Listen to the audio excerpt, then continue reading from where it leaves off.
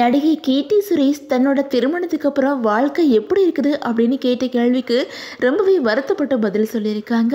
அதில் தன்னோட கணவருக்கு தன்னால் சங்கடம் தான் ஏற்படுது அப்படின்னு சொல்லிட்டு கீர்த்தி சுரேஷ் சொன்னதான் இப்போ சோசியல் மீடியா முழுக்க வைரலாகி வந்துகிட்டு இருக்குது.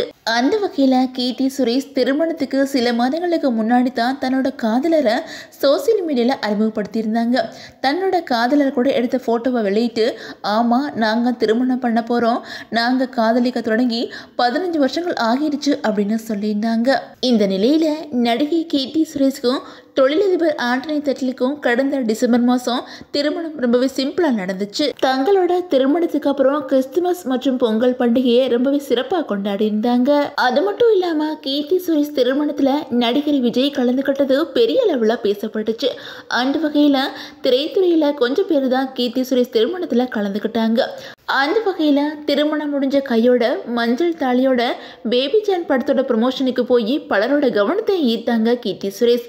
அதுக்கப்புறம் ஒரு பேட்டியில் கலந்துக்கும் போது, என்னை திருமணம் பண்ணிக்கிட்டு தான் ஆண்டனிக்கு சங்கடமாக இருக்குது அப்படின்னு சொல்லியிருக்கிறாங்க. இப்போ அந்த விஷயம்தான் சோசியல் மீடியா முழுக்க வைரல் ஆகிட்டு இருக்குது. அந்த பேட்டியில் திருமணத்துக்கு அப்புறம் வாழ்க்கை எப்படி இருக்குது அப்படின்னு கேட்டிருக்காங்க.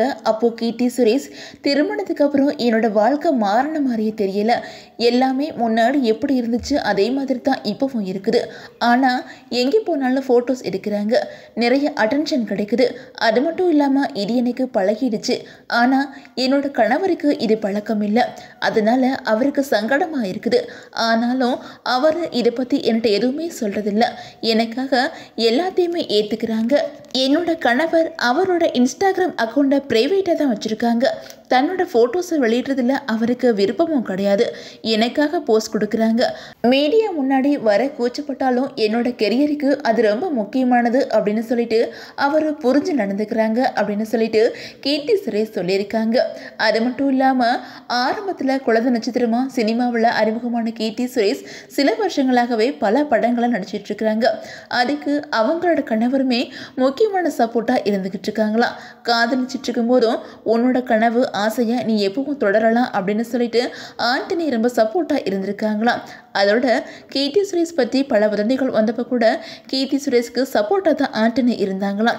அதனால தான் எனக்கு எந்த பிரச்சனைகள் வந்தாலும் அதை பற்றி கண்டுக்காமல் கடக்க முடியுது அப்படின்னு சொல்லிட்டு கீர்த்தி சுரேஷ் அந்த பேட்டியில் ரொம்பவே எமோஷனலாக பேசியிருக்காங்க.